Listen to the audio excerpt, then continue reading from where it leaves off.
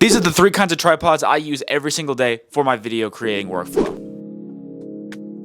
So there are 3 types of tripods, at least in my experience that I have personally that I use every single day. And here they are right now. So you have the in-house tripod, the out-of-house tripod, and the travel tripod.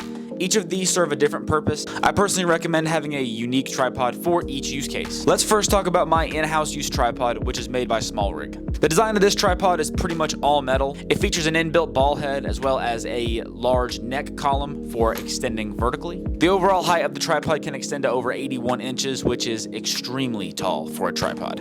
Now there are some cons to the in-house tripod, and that's why you have to have multiple tripods in your arsenal. So let's talk about those quickly.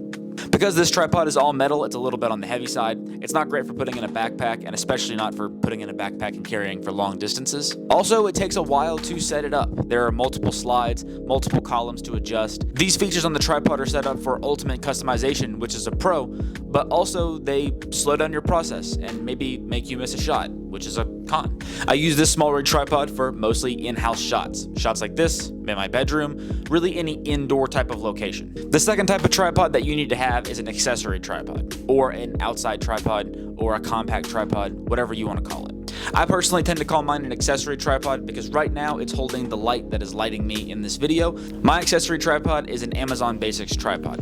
It's made completely out of plastic, and at its fullest height, the tripod reaches about 50 something inches, which is not super tall. So if you're a tall person, get a taller accessory tripod. However, because it doesn't extend that tall and is also made completely out of plastic, the tripod is very light. I use this tripod all the time for when I'm shooting anything that requires a full-size tripod anywhere outside of my house, just because it is much lighter than the SmallRig and much easier to bring around. Let's get on to the last tripod form that is super important and is truly my daily driver, and that is the compact tripod. So, the compact tripod. I have tons of options when it comes to that, and over the years I figured out what I like and don't like in compact tripods. I'll talk about that here very quickly. So when you think of a compact tripod, if you've been on YouTube at all, especially during the daily vlog time, you're very familiar with this. This is the Joby GorillaPod. It is very bendable. All of the legs articulate and bend. It also has a ball head built in, and all around it's a pretty good tripod. However, it is not my daily driver, and the reason for that is actually this right here. I will put the mic down so I can show you. As you use the GorillaPod more and more often and articulate the legs, the glue will come loose and the top of this will crack, and you won't be able to see that, but the top of the legs will crack, and then it just isn't as secure of a tripod anymore. I'm not the biggest fan of my camera falling down, and you don't really buy a tripod for that to ever happen anyways, so I transitioned to this, which is the Manfrotto Pixie. This tripod is fantastic. It doesn't have the flexibility and the luxury of just attaching to really anything like the GorillaPod does. However, it works perfectly as a tripod. It just kind of sits down and is what it is.